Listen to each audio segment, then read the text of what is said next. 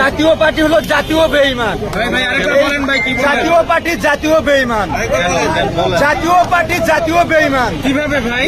এই 17 বছর আওয়ামী লীগের ছত্রছায়ায় এই জাতীয় পার্টি গুম খুনির সাথে জড়িত, ডাকাতির সাথে জড়িত, মামলা হামলার সাথে জাতীয় পার্টি জড়িত।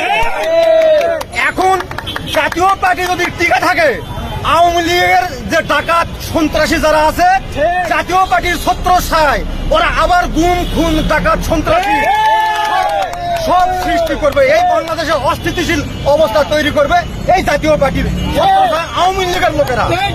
এদেরকে নিষিদ্ধ করতে হবে, এদেরকে এই দেশে থাকতে দেওয়া যাবে না। এরা হলো জাতীয় বেঈমান। এই 18 কোটি 20 কোটি মানুষের সাথে এরা বেঈমানি করছে।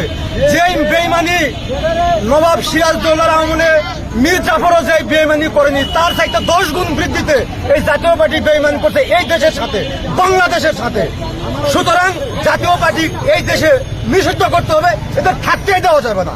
এটা হলো জাতীয় বেঈমান। এই জিএম কাদের আজকালের মধ্যে, এই সপ্তাহের মধ্যে অ্যারেস্ট করতে হবে। জাতীয় পার্টি মানে বেঈমান। জাতীয় পার্টি জাতীয় বেঈমান এরা। জাতীয় বেঈমান। জাতীয় পার্টির উপর ভর করে আওয়ামী লীগ আবার ফিরে আসবে। আওয়ামী লীগ আবার ফিরে আসবে, এবার সন্ত্রাসী করবে। এই জাতীয় পার্টির ছত্রছায়ায় ওরা আবার গুম খুন, ওরা আবার সন্ত্রাসী ডাকাতি সবকিছু করে দেশে একটা সন্ত্রাসী অবস্থা সৃষ্টি করা, দেশকে অস্থিতিশীল অবস্থা তৈরি করবে এই জাতীয় পার্টির ছত্রছায়ায়। আগে জাতীয় পার্টি আওয়ামী লীগের ছত্রছায়ায় করছে, এখন জাতীয় পার্টির ছত্রছায়ায় আওয়ামী লীগ আবার ওই একই অবস্থা। সুতরাং জাতীয় পার্টিকে নিষিদ্ধ করতে হবে। জাতীয় বেঈমান জাতীয় পার্টি। গতকালকে আমরা দেখেছি নূরকে সারা বাংলাদেশের মানুষ, যারা এই মিডিয়ার যুগে, যারা নূরকে সবাই চিনে, যারা মূর্খ, যারা শিক্ষিত, সবাই নূরকে চিনি।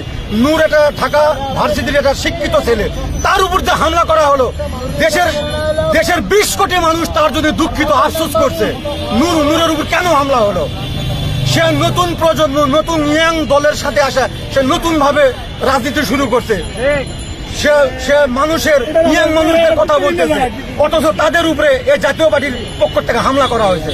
তার গুরুতর অসুস্থ বর্তমান নূর। এখন আওয়ামী লীগের এই নূরের উপর হামলা করছে। ভাঙচুরের সময় আমি ছিলাম না, ওই সময় পুলিশের যে অবস্থা, আমার ভালো লাগছে। এই অফিস রাখা যাবে না, আমার ভালো লাগছে। এই অফিস রাখাই যাবে না, ঢাকা শহরের মধ্যে এই অফিস রাখা যাবে না।